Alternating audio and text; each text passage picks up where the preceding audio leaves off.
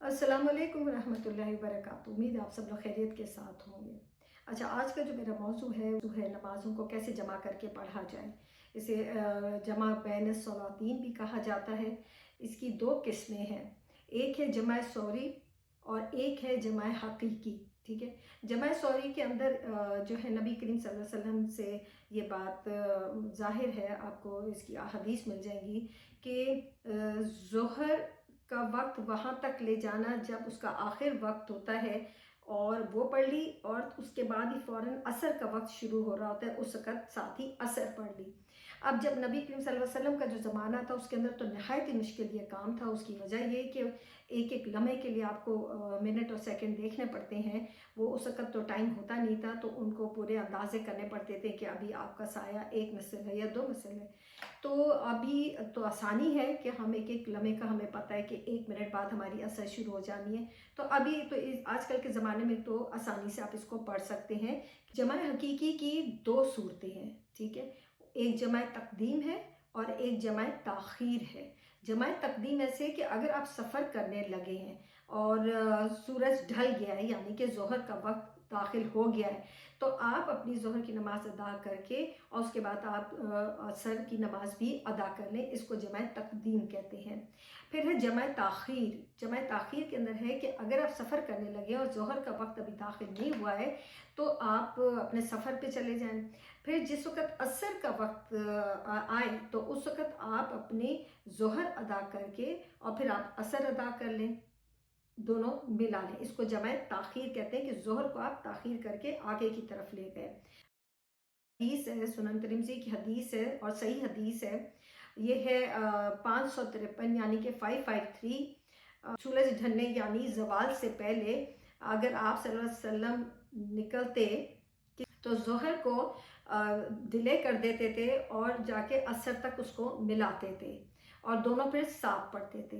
लेकिन अगर कभी वो ऐसे निकलने वाले होते कि सूरज जो है वो ढल गया हुआ है, तो फिर आप पहले घर पे ही सूरज क्योंकि ढल चुका होता था, ज़ोहर का वक्त हो चुका होता था, तो आप सल्लल्लाहु अलैहि वसल्लम पहले ज़ोहर पढ़ते थे और उसके बाद ही साथ ही उसको असर को भी मिला लेते थे। और इसी तरह अगर आप सल्लल्लाहु अलैहि वसल्लम मगरिब से पहले कुछ करने का इरादा करते तो निकल जाते और फिर इशा के साथ मगरिब को मिलाते, और अगर मगरिब का वक्त हो चुका होता तो मगरिब के साथ ही इशा को मिला के फिर आप आगे सफ़र के लिए निकलते। इसी तरह सही मुस्लिम की हदीस है 1632 1632। हज़रत मुआज़ रज़ी अल्लाह ने भी पूछा कि आप सल्लल्लाहु अलैहि वसल्लम ने ऐसा क्यों कहा और क्यों करते थे, तो उन्होंने जवाब दिया कि नबी करीम सल्लल्लाहु अलैहि वसल्लम ने चाहा कि उम्मत को दुश्वारी से बचा लें और दुश्वारी में ना डालें। इसी तरह सही मुस्लिम की एक और हदीस है 1633 1633। हज़रत इब्न अब्बास रज़ी अल्लाह अन्हु से रवायत है कि नबी अकरम सल्लल्लाहु अलैहि वसल्लम ने ज़ोहर और असर और मगरिब इशा को मदीना में बगैर किसी खौफ के, बारिश के, बगैर ही जमा करके नमाज को पढ़ा। और वही जिक्र है कि नबी करीम सल्लल्लाहु अलैहि वसल्लम अपनी उम्मत को इस दुश्वारी में नहीं डालना चाहते थे। इसलिए आप देखें हज के मौके के ऊपर भी सफ़र हो जाता है तो आप मैदान अरफात के अंदर भी ज़ोहर और असर मिला के पढ़ते हैं, फिर आप मुज़दलिफ़ा में भी मगरिब और इशा मिला के पढ़ते हैं। तो अल्लाह ताला ने आसानियाँ दी हुई हैं। तो ये जो बग़ैर किसी उज़र के जो आप सल्लल्लाहु अलैहि वसल्लम ने नमाज़ पढ़ाई थी बाजमात भी, उसकी वजह यही बताने की थी कि कभी कोई मुश्किल आ जाए, कभी कोई कुछ ऐसा वक्त आ जाए कोई, तो आप ये अदा कर सकते हैं, इसमें कोई गुनाह नहीं है। सुनन इब्ने माजा के अंदर भी इसी तरह हदीस है।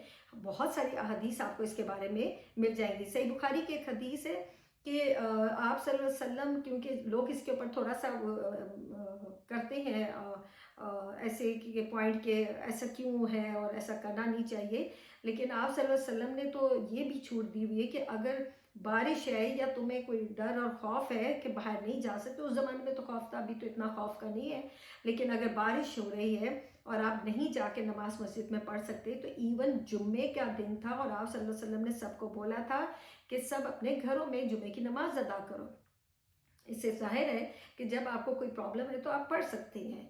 और अगर आप ज़्यादातर मामला जो होते हैं वो यही होते हैं कि कोई मुश्किल हो तो करते हैं, नहीं तो हर कोई ऐसा नहीं करता। सही मुस्लिम की हदीस है 1636, अब्दुल्ला बिन शफीक से रवायत है کہ عبداللہ ابن عباس رضی اللہ عنہما بعد اثر اپنے لوگوں سے خطاب کر رہے تھے، جو بھی ان کے شاگرد بیٹھے ہوئے تھے ان سے خطاب کر رہے تھے، حتیٰ کہ سورج غروب ہو گیا اور ستارے نمودار ہو گئے، مطلب رات کا وقت تک آ گیا، ذرا اندھیرا چھا گیا، اور لوگ کہنے لگے نماز نماز۔ پھر ان کے پاس بنو تمیم کا ایک آدمی آیا جن کی میں بات کر رہی ہوں، جو نہ تھکتا تھا اور نہ باز آ رہا تھا، بار بار ایک ہی لفظ دہرایا جا رہا تھا، نماز نماز کہے جا رہا تھا۔ حضرت عباس رضی اللہ عنہ نے کہا تیری ماں تجھے روئے، مطلب اس زمانے میں یہ لفظ اس لیے بولا جاتا تھا کہ تو اللہ معاف کرے مر جائے تبھی ماں کو دکھ ہوگا نا، یا کچھ اور گڑبڑ ہو جائے تو تبھی ماں کو دکھ ہوگا، تو انہوں نے کہا تیری ماں تجھے روئے، مجھے سنت سکھا رہا ہے۔ پھر کہا میں نے تو رسول اللہ صلی اللہ علیہ وسلم کو دیکھا ہے کہ آپ نے ظہر اور عصر ملائی ہے اور مغرب و عشاء کو جمع کرایا بغیر کسی عذر کے بھی۔ عبداللہ بن شقیق نے کہا کہ مجھے لیکن اس سے میرے دل کو تھوڑا سا کھٹک رہا تھا کہ ایسا نہیں ہو سکتا، تو میں پھر حضرت ابو ہریرہ رضی اللہ عنہ کی خدمت میں حاضر ہوا اور ان سے پوچھا، تو انہوں نے ابن عباس کے قول کی تصدیق کی، مطلب اس سے ظاہر ہو گیا کہ آپ نماز پڑھ سکتے ہیں۔ تو ایسے لوگ اس زمانے میں بھی تھے جو کہ متشابہات والی باتوں کو نکالتے ہوتے تھے کوئی نہ کوئی فتنہ کھڑا کرنے کے لیے، اور ایسے لوگ ابھی بھی شامل ہیں۔ تو لیکن جو لوگ دوسرے ملکوں میں رہتے ہیں ان کے لیے کتنا مشکل ہے، ہم پاکستان میں تو آسانی سے کر سکتے ہیں، مگر جو باہر لوگ رہتے ہیں دنیا باہر کے ملکوں میں جو رہتے ہیں، جو صبح سے جاتے ہیں کام کرنے شام ہو جاتی ہے، ان کے لیے کتنا مشکل ہے۔ تو اگر ان کو ظہر کا وقت مل جاتا ہے نماز کے لیے تو وہ کیوں نہ عصر کو اس کے ساتھ ملائیں، یا عصر کے وقت ملتا ہے تو کیوں نہ ظہر کو اس کے ساتھ ملائیں، تو ان کے لیے کتنی آسانی ہے، ان کی نماز ضائع بھی نہیں ہوتی، قضا بھی نہیں ہوتی اور اپنے وقت پہ پڑھی جاتی ہے۔